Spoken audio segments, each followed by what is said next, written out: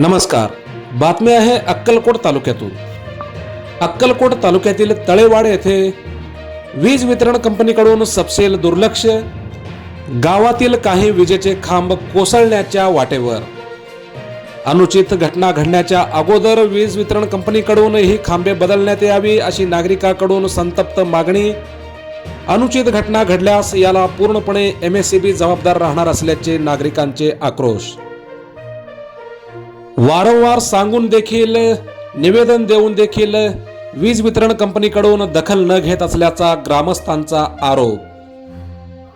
अक्कलकोट तालुक्यातील तळेवाड येथील गावातील काही विजेचे खांब कोसळण्याच्या मार्गावर असून तात्काळ वीज वितरण कंपनीकडून हे खांबे बदलण्यात यावेत अशी मागणी होत आहे. काही अनुचित प्रकार घडल्यास त्याला पूर्णपणे वीज वितरण कंपनी जबाबदार राहणार असल्याचे नागरिकांमधून संतप्त भावना व्यक्त होत आहेत. वारंवार अर्ज देऊन देखील वीज वितरण कंपनीकडून होत असलेला दुर्लक्ष यामुळे नागरिकांमध्ये प्रचंड रोष आहे.